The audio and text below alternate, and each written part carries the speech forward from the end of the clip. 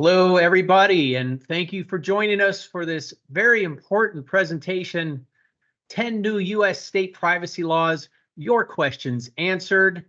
I'm Tony Napolillo with Spirion, Step 1 for Sensitive Data Governance. Hey, it's January, and that means two things in our industry.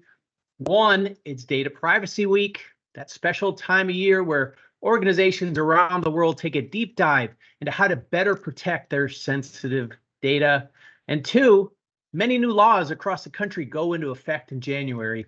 And as you can tell from the title of this presentation, there's no shortage of laws around data governance. In fact, at least 10 new laws in the United States will go into effect over the next 2 years. 10 laws in 2 years. As a reminder, the laws mentioned today, they've been summed up in two data sheets, which are attached to the calendar invitation for this event. They summarize what we're about to cover and it's a useful guide for you to traverse these compliance laws. Spirion will also be creating more resources that delve into these laws and other laws as they come online. So look for those in your inbox as well. And here to help us navigate this maze of compliance is the longtime Spirion friend and legal counsel, Scott Giordano. Thank you for joining us, Scott. Most welcome. Scott has decades of experience as a lawyer, much of it in cybersecurity and data privacy. He's going to run us through each of these 10 laws. You can ask questions at any time during the Q&A. Use the feature at top to ask that question in the top nav. And we'll get through as many as we can during the presentation. And then at the end, if there's any remaining, we'll ask those as well. Scott, why don't you tell us about what we're going to cover today and then take it from there? Sure, I'd love to. Let me advance our slides a bit here, and that way we'll get to where we want to be. So there we go. That's me. And go to our what you'll learn. And I apologize for this taking so long. I don't know why the technology is not always helpful here. So if we can get to the next slide. There we go. So really what you're all going to learn today, three sets of things. So we're going to talk about what qualifies as personal and special personal data. We'll talk about why it's important to know where it is, who has access to it. I'm going to articulate why it's so important to get ready now, because these laws are coming up relatively quickly. And I'm going to be harping on this theme about why your data inventory is your key to success. And you'll see some great examples throughout this whole event. So without further ado, and before I go over the effective dates, I want to invite you all, if you have questions, please send them in. Happy to answer your questions as we go through this presentation today. I've got all kinds of things to share with you, but I really want you to ask questions and to make sure that you're getting the questions that you came here to resolve. And I want to make that a priority. So please do ask questions. In terms of these laws, what's interesting is that in 2023, you had about 40 states float 350 or so bills related to privacy. 10 made them through. So 8 of which are what we call comprehensive privacy laws, meaning that they tend to cover a fairly wide area. 2 of which are, I would call them healthcare privacy specific. That's not to say that other laws don't address healthcare privacy, because they do, but these are really just focused very tightly on healthcare privacy. So we've got about 13 comprehensive state privacy laws now and about 3 healthcare privacy laws. And over the next, we'll say 20 months or so, those remaining 10 laws are going to be coming online. In fact, 2 of these, Washington and Nevada, are coming online in March. So that's very close. And Washington especially is a very tough one to comply with. So we're going to spend some time on that. So let's go. Let's see if I can get us to the next slide. There we go. So first question I get all the time is my company subject to these laws to begin with? And the short answer is probably. So you really have 2 tiers of thresholds to be subject to these laws. One is you have to conduct business in a given state that has one of these laws. So for example, you're conducting business in California or Texas or Florida, what have you. Second is that in many cases, there's a threshold for revenue. So for example, in California, 25 million global revenue. In Florida, it's $1 billion. So Florida's law is really geared at giant companies. In Texas, it's 0. Okay, so any amount of money you make in that state is enough. And that's typical for most of these states. Another way to do this is in terms of consumers' personal data that you process. So in California, it's 100,000 either persons or households. In Texas, it's 0. So again, there's a very, very low threshold, typically anywhere from 35,000 to 100,000. And then finally, you can also get caught in these laws because you're selling personal data. In Texas, any sale will put you under the jurisdiction of the Texas state law. California, you have to get half your revenue from selling it or sharing it. In Iowa, it's a little different. You have to get half your revenue from selling it, but it has to be a minimum of 25,000 people. So every state's going to be slightly different, but in general, if you're doing business in a given state, you're likely going to be caught in one of these laws. And also, the number one question I get is, do I have to be headquartered in that state? So if do I have to be subject for California law? Do I have to be headquartered in California? The answer is no, absolutely not. You could be in any other 49 states. If you're doing business in the state of California and you otherwise meet the criteria, you're subject to the CCPA and CPRA as an example. I'm going to use, even though California is not one of the new laws, I'm going to use that as an example in some cases because it's particularly pertinent. So I'm going to pause there. Tony, questions, comments, any thoughts about this? Yeah, we have a couple, and if we're going to address Sure. this later, let us know. Does Sure. GLBA supersede all of the state laws we are referring to today? The short answer is yes, and that's what we call federalism, meaning that the federal laws trump state laws. Now, there are some cases, however, where federal law specifically says, hey, state law, you can actually build on top of us. So for example, HIPAA allows states to build on top of HIPAA. So as long as you're not conflicting with it, you're okay. All these state laws have carve-outs so that if there's any conflict that happens between state law and the federal law, it acknowledges ahead of time that the federal law wins. That's to keep it out of court and basically keep them out of trouble. So that's the short answer. Great. And another is biometrics getting a bigger play than in the past? Yes. Yes, absolutely. Biometric is huge right now. What's interesting is that all of these state laws incorporate biometrics into special personal data or sensitive data or what have you. But now you're finding with the Illinois law, which was passed a couple years ago and all the litigation associated with that, it's making especially facial recognition a huge matter. And even though we're not going to really dig into facial recognition, you're going to find that all these laws incorporate biometrics as special personal data. And of course, there's associated things you have to do to sell or share that we'll talk about in a little bit. All right, let's move on and we'll ask some more questions as we go. Okay, you got it. Let me see if I can get us to advance the next slide here. Okay, you may have to do this one, Tony.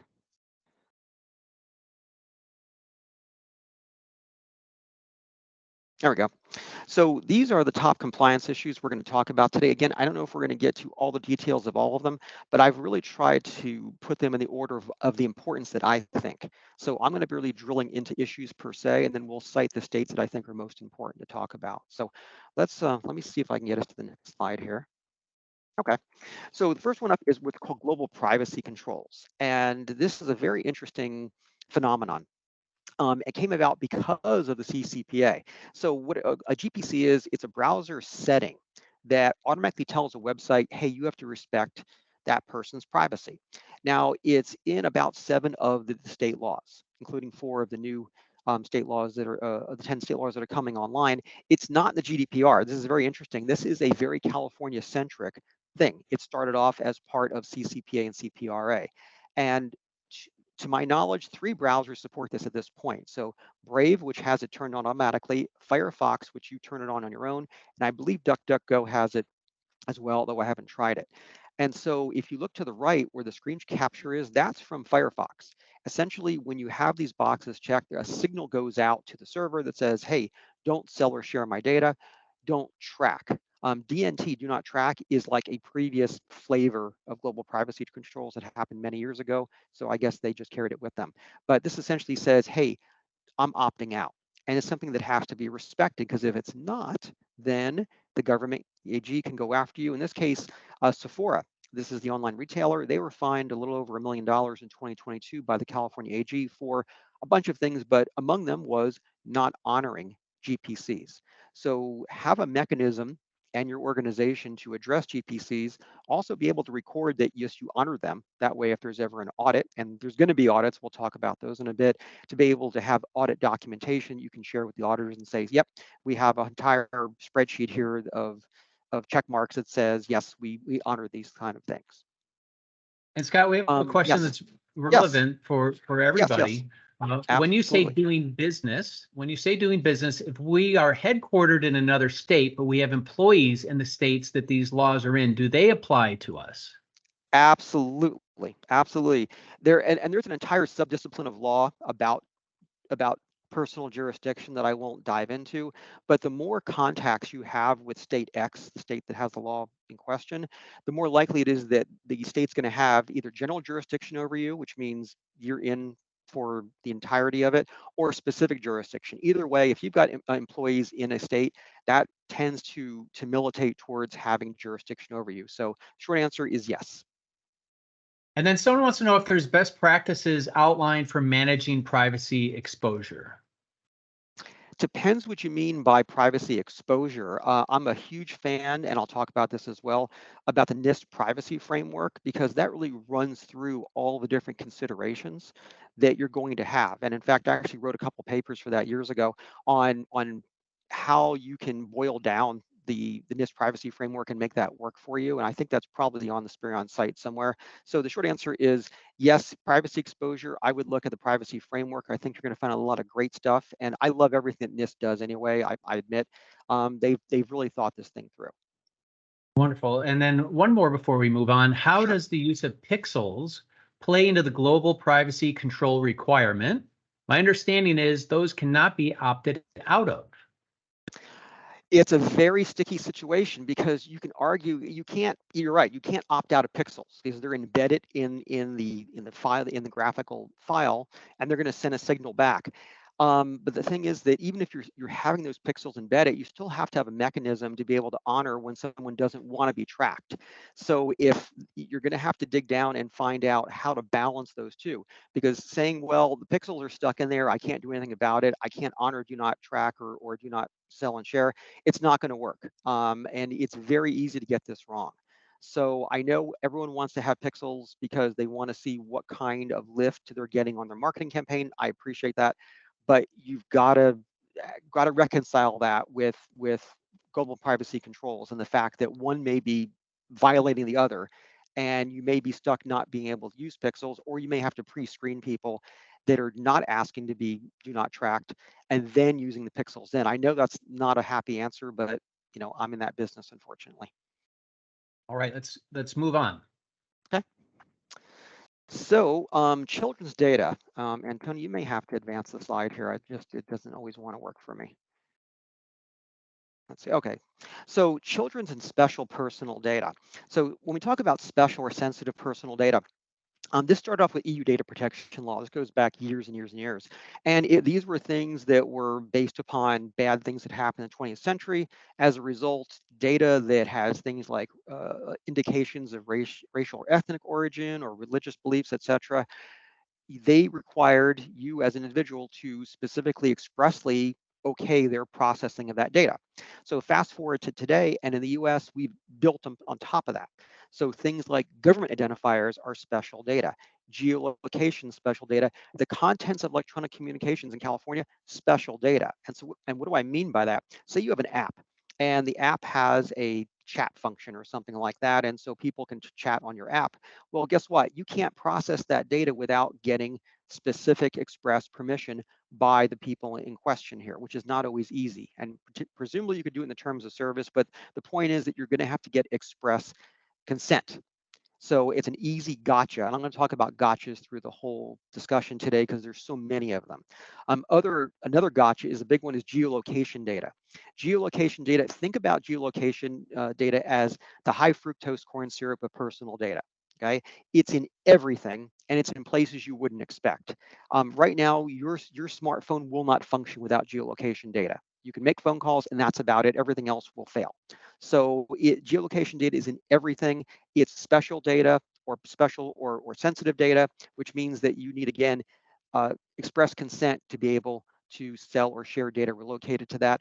Geolocation data alone, I could do an entire session on it because there's so many bad things you can do with geolocation data in terms of tracking people and just doing all kinds of bad things. So the net of it is that this kind of data really merits going through your data inventory and making sure you're identifying all this special and children's personal data. That's great information, Scott. Does the Corporate Transparency Act and BOI portion of that act have any impact on privacy liability? I'm not familiar with the Corporate Transparency Act. That sounds like a corporate governance act. And typically speaking, any kind of corporate governance act is going to indirectly incorporate privacy.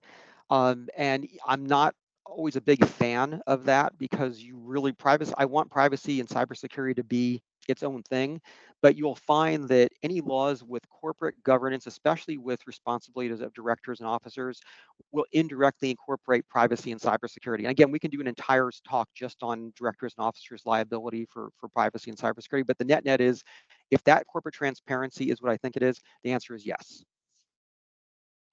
All right, So moving on. going on to Washington's My Health, My Data. So I wanted to point this one out. Okay, this is amazing. Now, what's unique about this law is that it gives a private right of action, meaning that if you're an aggrieved party, you can go and sue. So the tort bar is going to have a blast with this law. And what's interesting about it is that my health, my consumer data, isn't just consumer health data, meaning that it's not just things about our health. If we go to the next slide here, I'll show you the stuff. You'll just about fall over at what qualifies as consumer health data. It's amazing. So for purposes of this, all this list of things you're seeing here is not limited to, but these are just examples. These are all things that are considered consumer health data. So biometric data I mentioned earlier, precise geolocation information, I mentioned that earlier. Data identifying a consumer seeing healthcare services. Could that be just a web search? Absolutely, it could be a web search. And then this is my favorite, folks. You're going to love this. So any information that's derived or extrapolated from non-health information. So you could take non-health information, derive health and care information, infer it from that, including things from algorithms or machine learning. So they snuck in something there regulating AI. And I've spent the last 6 months just immersed in all things AI. I can tell you this was done not by accident. This is absolutely deliberate. And the idea that any information that you're generating via AI is now part of this means that basically anything can be consumer health data. So keep that in mind. And again, this is something that's coming online next couple of months. So I would definitely get ready for it if you do any kind of business in Washington State, which just happens to be my home state. All right, someone wants to know, one issue Yes. I think everyone encounters is websites that will not load if a do not track option is in effect. There's usually a pop-up asking the user to, hang on, disable do not track. Is it legal to deny access to content if a person refuses to be tracked?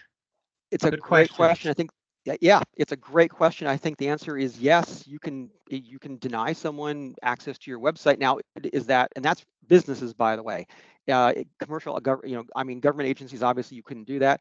But my understanding is it's completely legal to deny someone access to your website unless they're providing some kind of a service as a government contractor. For example, if you have a private agency providing healthcare on behalf of the government, then they simply couldn't do that, because it's essentially an extension of the federal government.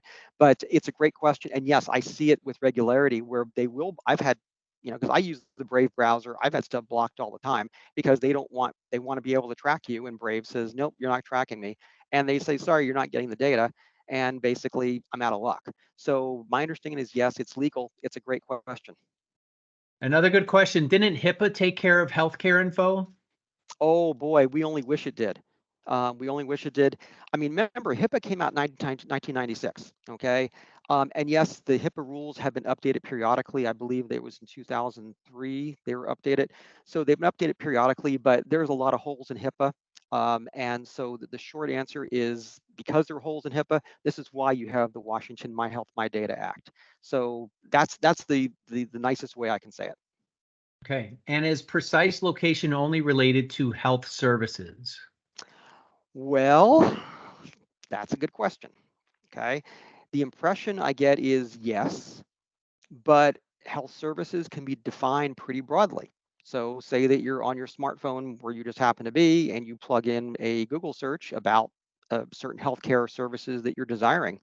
I mean, that seems to put you within the ambit of the law. So, it's a very low threshold to clear. Nevada SB 370, think of this as a copy of the Washington law, so I'm not going to spend much time with it. I will say something very interesting here. Same idea here without limitation. This list of things is part of consumer health data. Notice the use or acquisition of medication. They didn't say prescription medication, just medication. So literally you can walk into a pharmacy and buy a bottle of aspirin. That qualifies. Or you can order, presumably, a bottle of aspirin over the internet, and that qualifies under this law. So it's a very low bar to clear. Also, biometric data included, information related to precise geolocation information.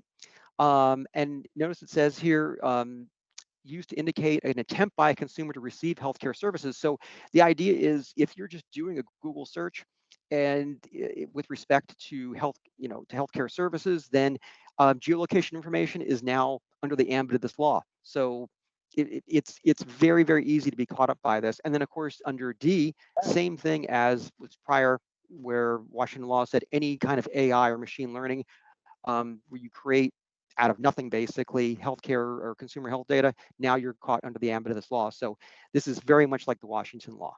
And And also, I believe it's the same a deadline to be compliant. so it's like the Washington law, but those items you just mentioned were in Yep. addition.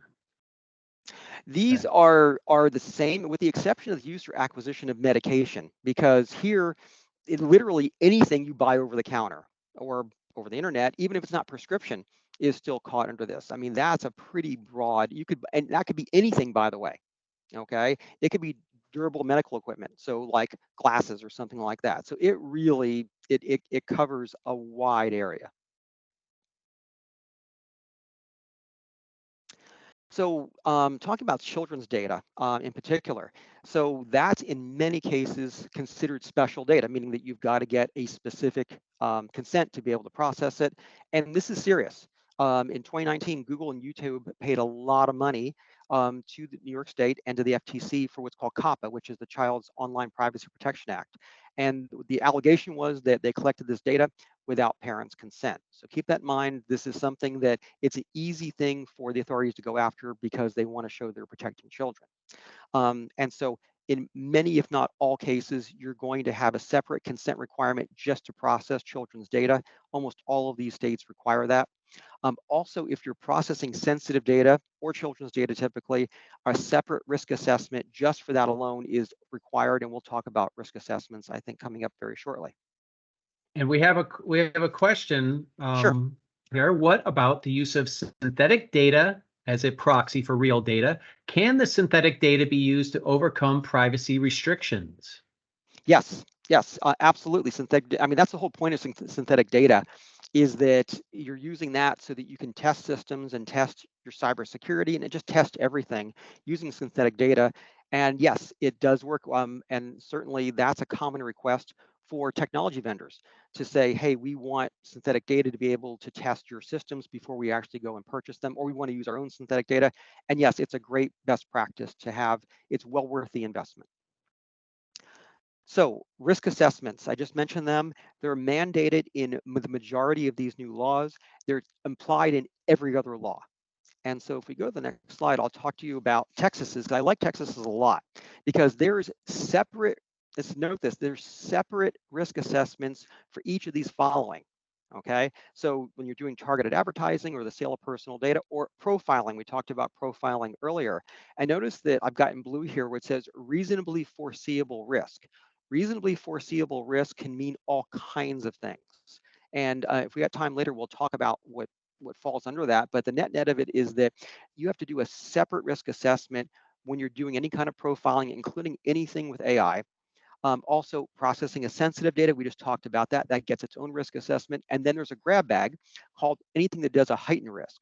Now, a heightened risk, what is that? We don't know yet. California is working on the definition, but the short answer is that it's essentially a gotcha, that if any of the other four that we're talking about here are not qualifying, your activities will qualify under a heightened risk standard. So the short answer is that you need risk assessments for just about everything, and it's something to take seriously.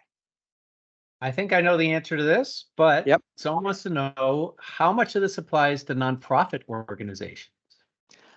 Shockingly little. The vast majority of these laws do not apply to nonprofits. I believe Colorado's law does, but that's atypical. Almost in every case here, these laws only apply to commercial enterprises. So nonprofits in the US get a pass. Now, that's in contrast to the EU, where nonprofits, government agencies, everyone's in the same boat. They all have to comply with GDPR in equal measure. Here in the US, nonprofits get a pass. Government agencies have their own set of laws. So really, this is just confined to businesses. Well, that is a shock because that's not the answer I thought it was going to be. Great Yeah, question. yeah. So I wished it was a different answer. So risk assessment, this is for Iowa. So this is not a required, quote unquote, mandated risk assessment, but here's what it says. Such data security practices shall be appropriate to the volume and the nature of the law. I'm sorry, nature of the data at issue. Whenever you see appropriate to the volume and nature or appropriate to this or that, folks, that screams risk assessment, because how would you know if your practices are appropriate without doing an assessment in the first place? So it's a gotcha. Whenever you see that language, note that your risk assessments implied regardless of what the law comes out and says. All right, we have a question about higher ed. Sure. Yep. You're a higher education institution doing business in California, but have students from these other states. Will Yep. these laws still apply similar to how GDPR applies based on the customer? Typically not. What you're going to find is that higher education is exempted in most of these states. There's a couple where it's included, but generally speaking, higher ed is viewed, at least government-sponsored higher ed, is viewed as an extension of the government, and therefore it's not covered. That's not to say that higher ed doesn't have their own long list of privacy requirements based at the federal level, like FERPA, et cetera, and GLBA, but the short answer is that typically these laws don't apply to higher ed.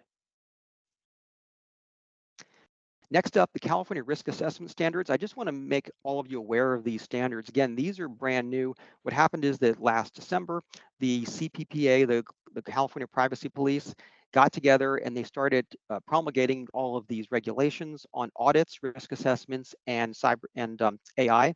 So these are coming down the pike, even though they're not official yet. I highly recommend grabbing a copy and reading them. They're really good, and we will do a webinar on these in the future because these are things that will become reference documents for all the other states. I guarantee it.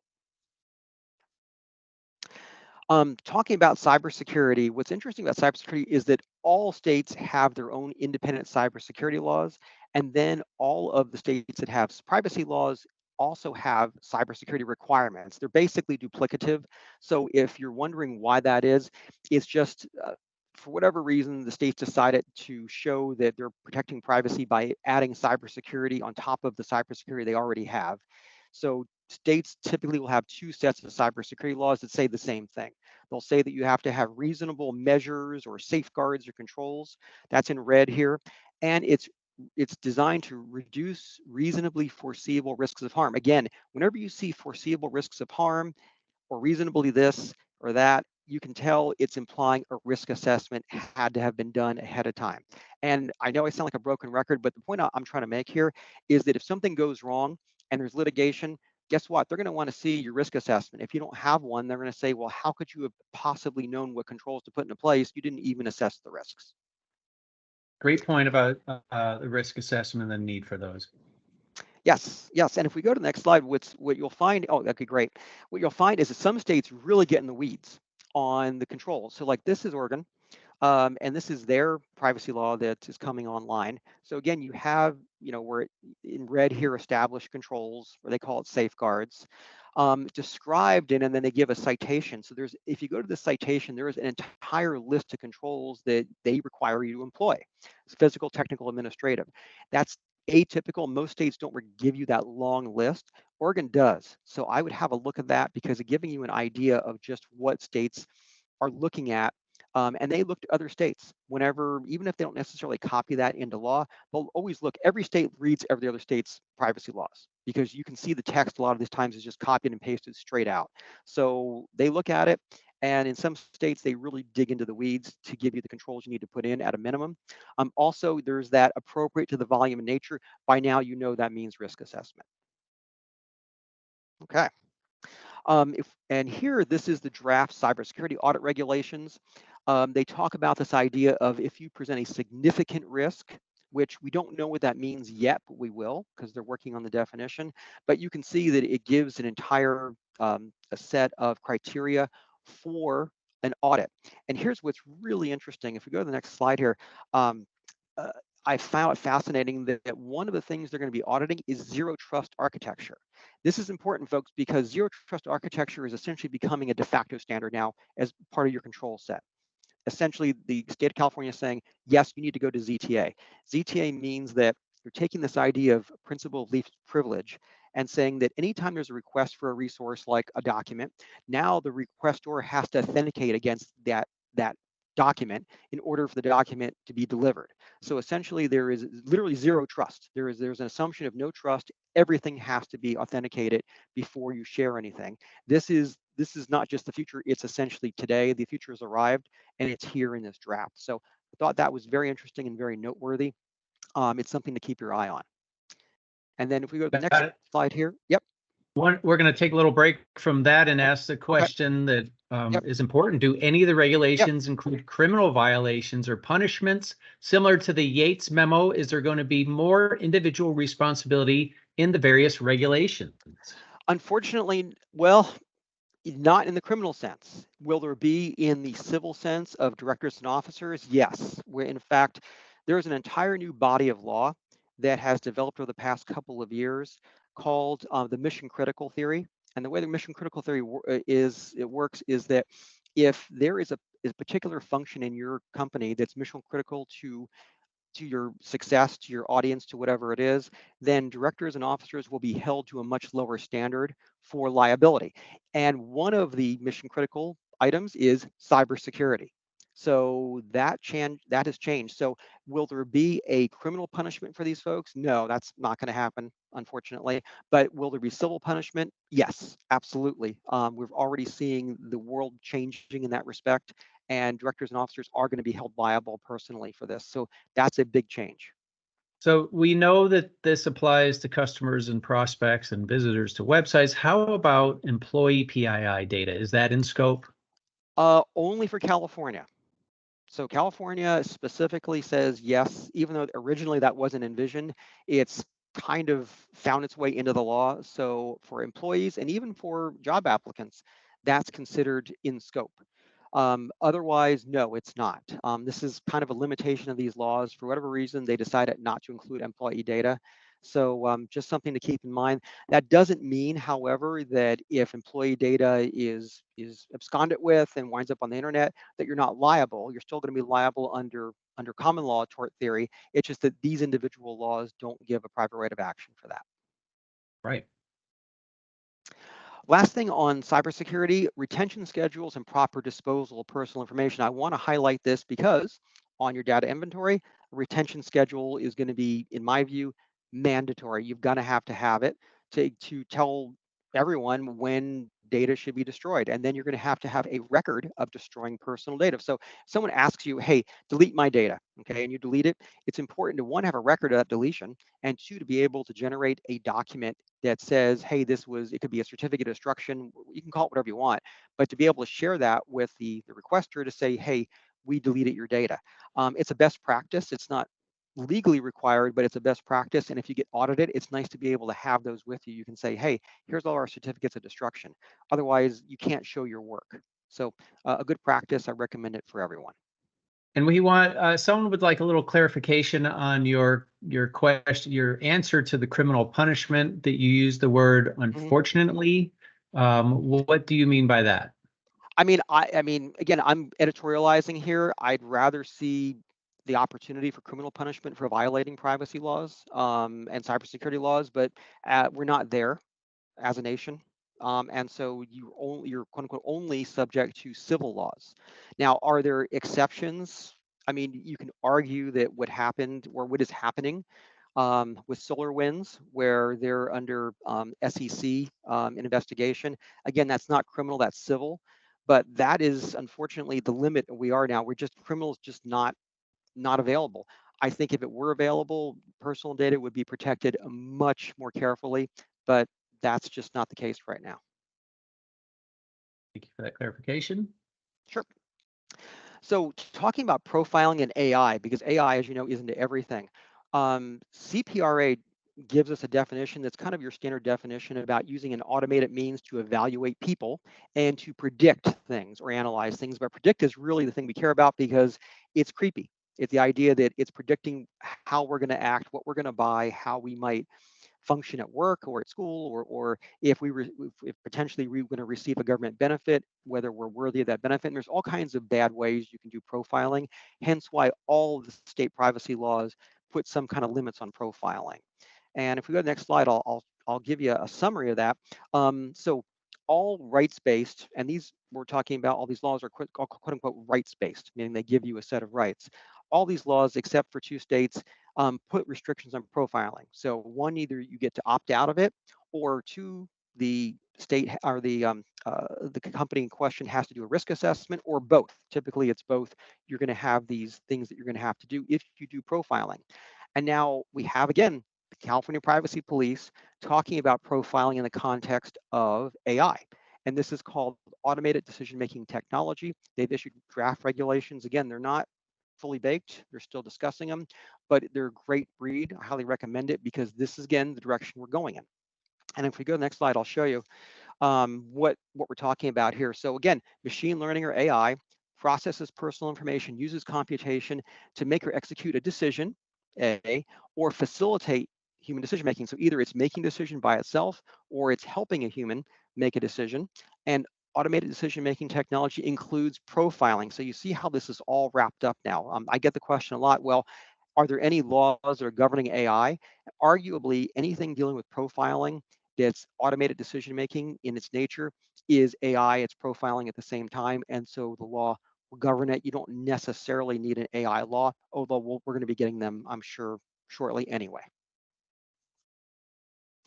Couple things about profiling. So these new draft mandates, again, this is coming up. I don't know exactly when it'll be live, but they give you the opportunity to opt out as a consumer. You have to get notice, and then there's a transparency issue where you have to list on your website the purpose of this technology, the logic used, which is going to be interesting to describe the logic, what the output is like and how the company is going to use it, and then whether it's reliable.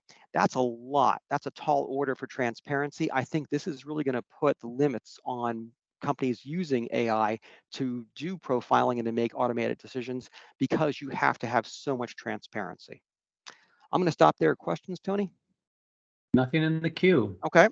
So talking more about transparency. So all these state laws require you to have transparency. They call it a privacy notice or a statement. Some of them call it a policy, when really it's not a policy. It's truly a notice or a statement. And some are more prescriptive than others. Oregon's just as a great example. If you go to the next slide, they give you a laundry list of things. And what's fascinating about this is that this laundry list of things, I'm not going to go through all of this, but what's important here is that you incorporate all these things into your data inventory. That way you already have this ready to roll and you're not putting anything on your website that's not essentially something you've thought through. That way, if you make a promise that you're doing something on your website or an indication that you're doing something, if the Attorney General calls you on it later and says, hey, you just made that up, well, no, you didn't. You've got this. You've got it documented in your data inventory. So underscores the necessity for a data inventory. Selling and sharing information. So just a couple notes here. A sale in many of these states is not just for money. You could be swapping services. So that's other valuable consideration. And in these states, that's considered to be a sale. So trading personal data for a service, it could be maybe someone's going to host your stuff. You're going to give them personal data, what have you, or you're doing a joint venture, whatever it is. that's considered a sale, which means it triggers responsibilities like getting consent in many cases, or other kinds of things like risk assessments. In some states, sale is just for money. Also remember, and I'm hammering this a lot, that special or sensitive data and children's data has a separate set of consent requirements if you're going to sell it. And someone asked if this webinar Yep. is going to be archived, and yes, it will be. It'll be available on demand after the call. So thank you for asking. Absolutely. So go on to consumer rights here, and this is your typical set of consumer rights. So when we talk about rights-based privacy laws, this is exactly what we're talking about, meaning that you've got a right to know. That is to say, you get confirmation that someone's processing your personal data, get a copy to make changes to it. Although, strangely, some states don't allow you to make changes. You can delete the data, but you can't amend it, which seems kind of strange to me, but put that aside, most states allow you to make amendments, and then they all allow you to delete data, except that some states you can only delete data that you've given the company. So if a company's bought data about you from a third party, which happens all the time, in certain states you can't, at least now, have that deleted. Also, you have the right to a portable copy. Typically, that's going to be a PDF, or it could be an Excel file, or something of that nature. Even a Word document could be a portable copy. And you have the right not to be discriminated against for exercising your rights, although I haven't seen any litigation about that. A couple other things about consumer rights. So typically you've got the right to opt out of sales of targeted advertising and profiling. We talked about that earlier. But remember, again, with special or sensitive data or children's data, that's typically always opt-in. So there's going to have to be consent regardless. We have a question going back to Sure. the last slide. In Sure. selling, sharing data, would this include items that include personal data and not just giving out the data only? For example, selling a loan that would come with personal data. Selling a loan with personal data, you would still have to, because you're not just selling the personal data, you're selling all the legal obligations and so forth. So you would still have to abide by. Now, the problem with loans is that if that falls under, for example, GLBA or any of the OCC regulations, there's going to be a carve out for that entire thing. And my guess is that anything dealing with loans is going to fall squarely under either GLBA, under OCC, depending on the vehicle for selling the loans. So that's going to trump the state laws. So the short answer is that it's kind of a moot point, because it just typically covered, anything dealing with loans typically is covered by federal law. So you would look to that first rather than look to this. All right. And another question, how do the state privacy laws interact with the Fair Credit Reporting Act? Is there federal preemption of the FCRA when the state privacy laws and the FCRA intersect on privacy issues?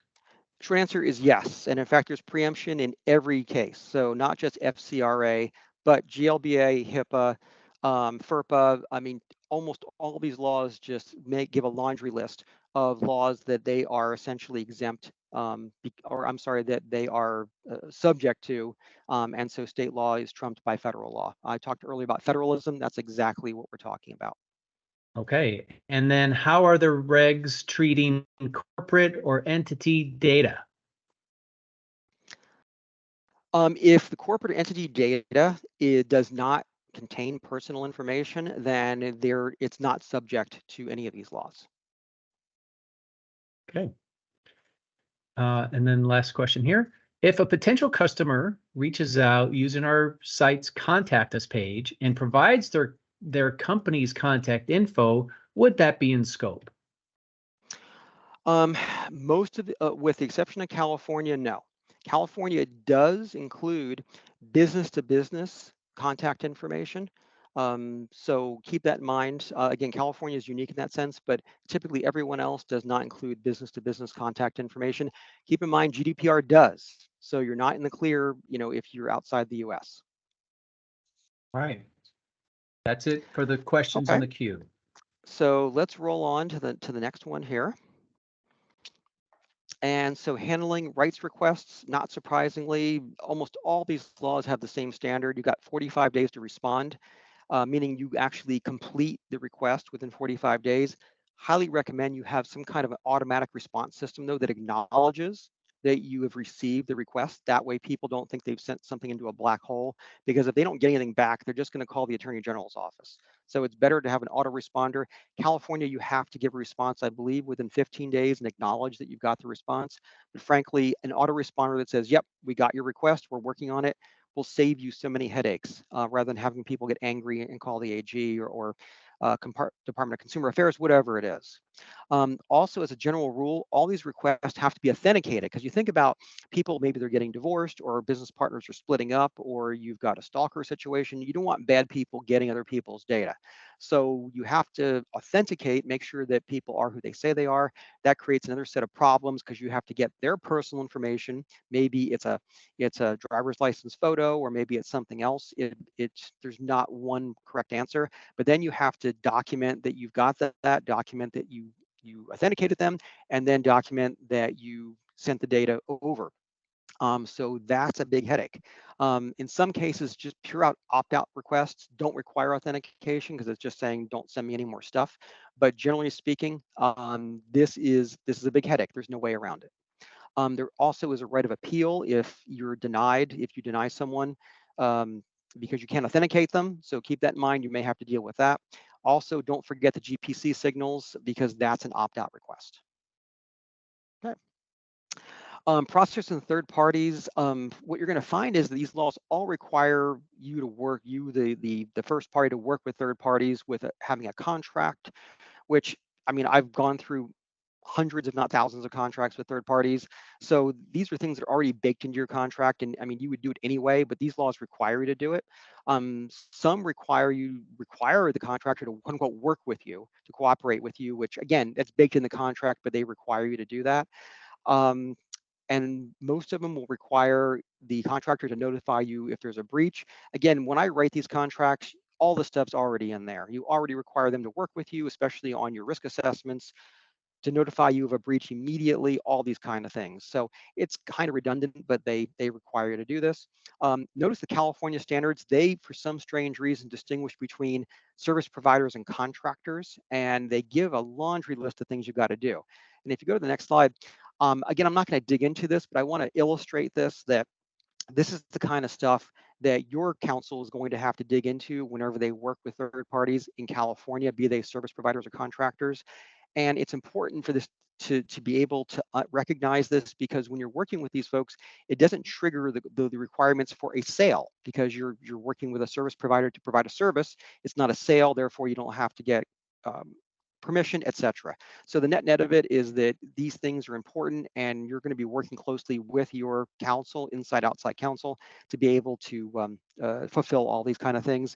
California, again, is the standard here, and they require things like flow downs, where subcontractors of subcontractors have to follow the rules.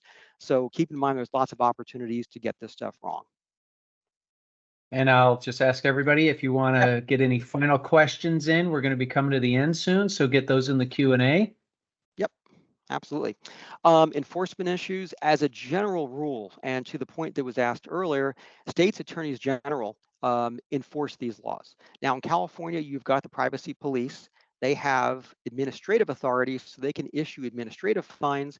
The AG has civil authority, so they can take you to court.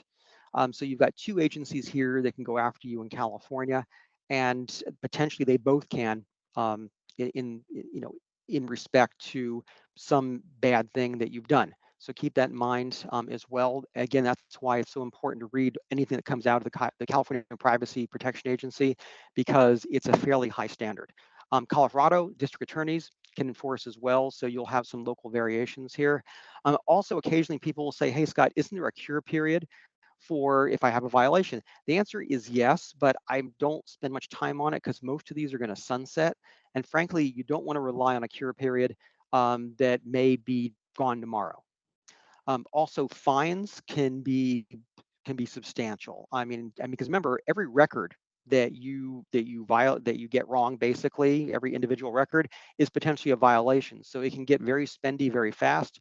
If you have intentional violations, meaning you were warned about something, or you have children's data, typically that's tripled.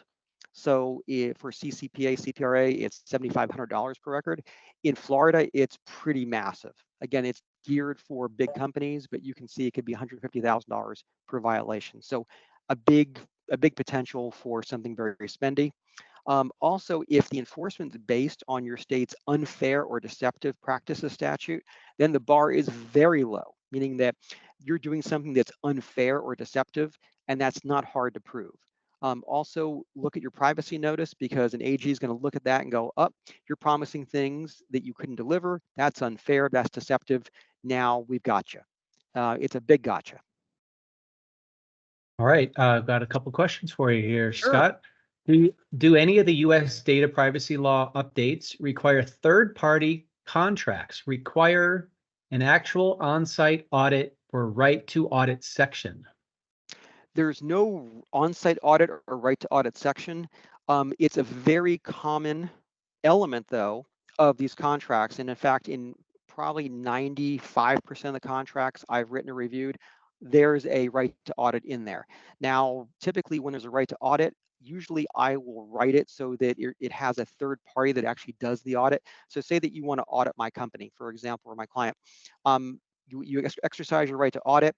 I'm typically going to require you to bring in another party, like a Big Four or something like that, to be able to go and actually do the audit, because I don't want you, my customer, and my opponent potentially in court to be able to get your hands on all of my stuff. So that's typically what happens, but these laws don't require that yet. All right. Someone wants to know, I want to better understand consent to process children's information.